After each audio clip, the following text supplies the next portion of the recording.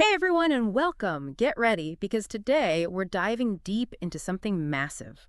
We're tackling selflessness, or maybe the art of not being selfish. Yeah, the art of not being selfish. And our guide for this wild ride, David Precht's book. But trust me, this is way more than just some boring philosophy lecture. Oh, absolutely not. Precht brings in psychology, a bit of sociology, even throws in some animal behavior for good measure. It's a wild ride, just like you said. It really is. We're on a mission here, to really dissect how we humans figure out what's right, what's wrong, and what actually makes us act right if we even want to. So, bam, right off the bat. Are we inherently good? Downright wicked? Or just selfish beings just trying to survive? The classic debate, right? And Precht jumps right into it. He starts with, who else? The big man himself, Yeah. Plato. But forget those boring togas and stuff. He presents these old ideas in a way that's actually fun. Yeah, he calls it the talk show of Plato. I love that. Just picturing Socrates grilling guests on how to live a good life. Now there's a show I'd watch. Right. And you know what's surprising? Plato's idea of a good life, well, it wasn't really about indulging in whatever felt good right that second. It was all about crazy self-discipline, resisting those urges for a bigger purpose. Can you imagine, like, a world where everyone's trying to be their most disciplined selves, always thinking about the greater good? Whoa. Are we talking like hardcore minimalism, giving up our stuff and meditating on a mountain? I Yeah. mean, does that even resonate? Right. Be honest. We won't judge. But here's the thing, and this is where it gets really interesting. It's that the good, it's not always so simple. It's not always black and white. No. Precht gives these examples that make you really think. Heroic acts, for example. I mean, those have to be good, right? Sure.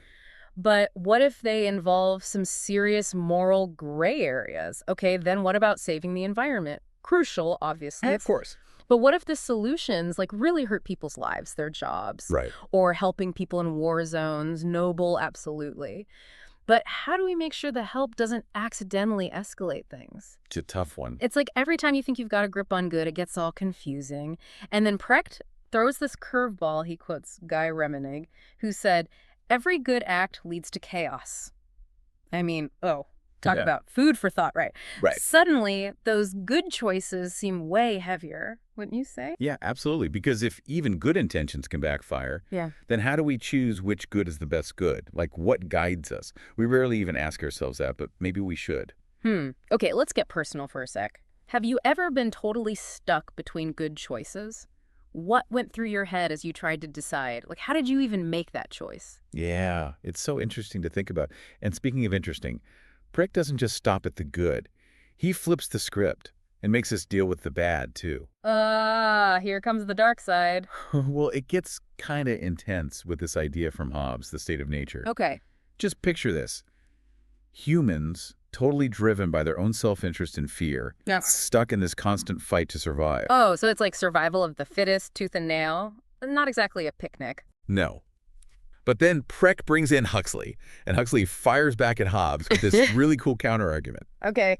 Huxley says our morality actually goes way back, rooted in our animal ancestors. Oh, interesting. We're hardwired for both helping each other and competing. It's in our DNA, passed down for, like, forever. Okay, so we're not just totally ruthless. It's a bit more complicated than that. Way more complicated. Do you see that duality in yourself? I Yeah. know I can be a total sweetheart, but cross me. Yeah. Well, let's just say there's a little Hobbes in me too. But where does that leave our moral compass? It's a real tug of war, our selfish and selfless sides duking it out. And this is where Precht, he takes us on this unexpected detour, dives into the world of, get this, monkey business. Wait, literally monkeys. You're messing with me, right? Yeah, but What do monkeys have to do with my moral compass? more than you'd think, seriously. So Precht, he talks about this guy, Franz de Waal, who did these mind-blowing experiments with capuchin monkeys. And get this, the monkeys, they totally showed a sense of fairness. Like, if one monkey got a better reward for doing the same task, Yeah. forget it. Total outrage. They'd protest, refuse to do anything. It was like they understood, like, deep down that it was unfair. No way. So I'm not the only one who throws a fit when someone else gets a bigger slice of cake. I'm basically a primate. But seriously, that's wild. It really is. And it gets even trippier, right? Precht brings up this thing called reciprocal altruism, this idea that we're hardwired, even our primate relatives, to help each other out, but with this, like, unspoken expectation that, hey, they'll return the favor down the line. Yeah. Makes you wonder, is anything we do truly selfless? Even when we think we're being totally generous, is there this tiny part of our brain, like, keeping score, hoping for that good karma to come back around? Okay, so maybe we're all a tad less selfless than we like to believe. But here's another piece Precht throws into the mix language, and not just like small talk, right? This is big picture stuff. Right, exactly. Precht argues that language, something we totally take for granted, it actually played a huge role in shaping our morality. He brings up this guy, Harry Jerrison, and his theory that developing language and all the complex social interactions it brings literally made our brains evolve. Think about it, those late night debates about, like, the meaning of life, not just for fun, it's proof of our big language-powered brains. So you're saying our brains got bigger because we learned to gossip.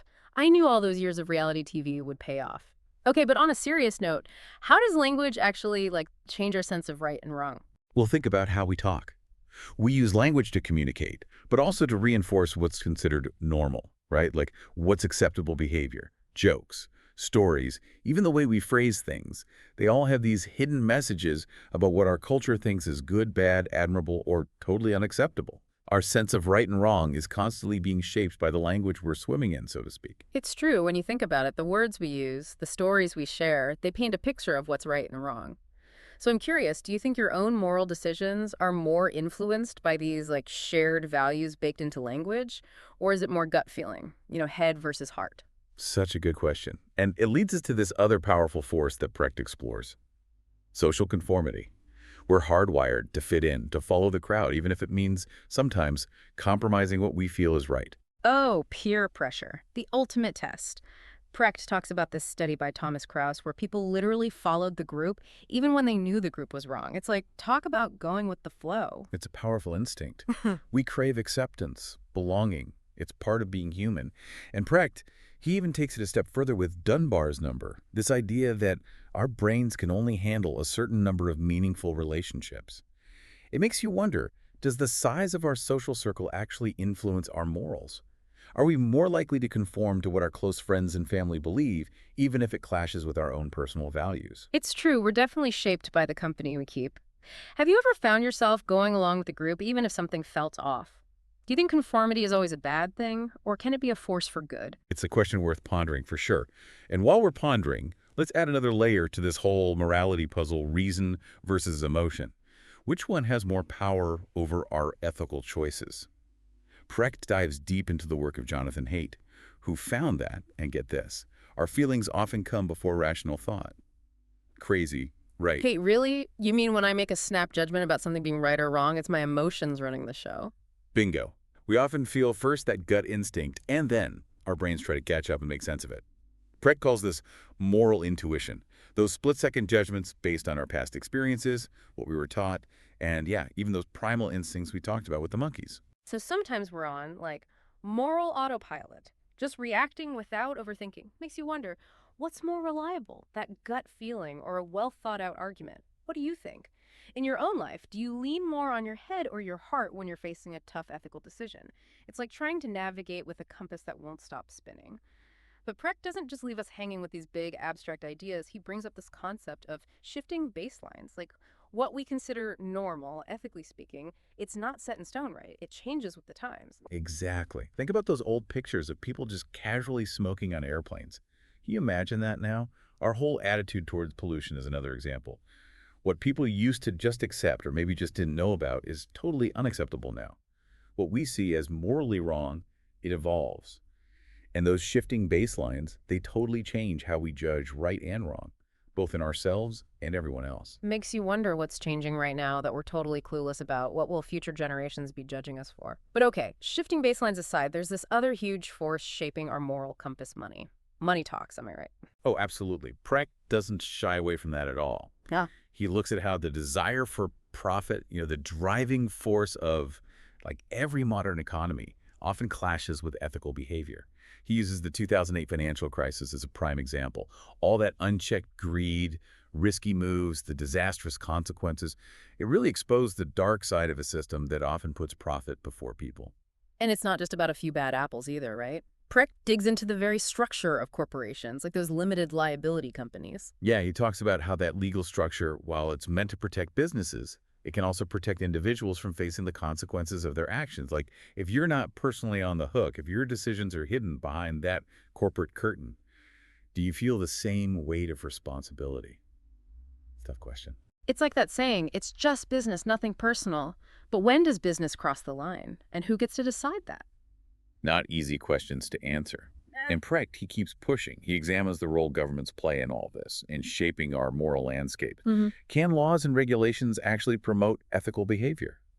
He seems to think so, while also questioning this idea that the free market always knows best.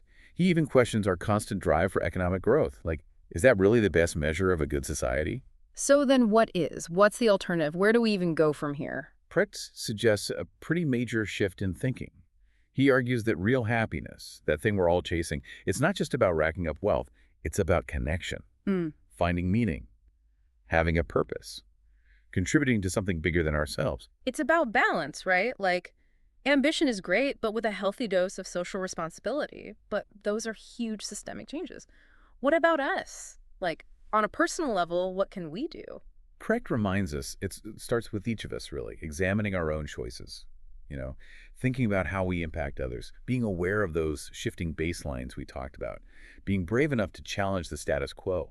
So we're wrapping up this deep dive into selflessness, the art of not being selfish, but it feels like we have more questions than answers. Maybe that's the point, though. What really stuck with you? What are you taking away from Precht's exploration of all this complicated, often messy side of human nature? It's an ongoing journey, figuring out morality, questioning what we think we know, facing our own biases, being open to different perspectives. And maybe, just maybe, it starts by asking ourselves that tough question: am I putting myself first, or am I part of something bigger, something more selfless? The answer might surprise you. Keep that in mind as you move forward. What's your next step in this lifelong deep dive into understanding yourself and the world around you?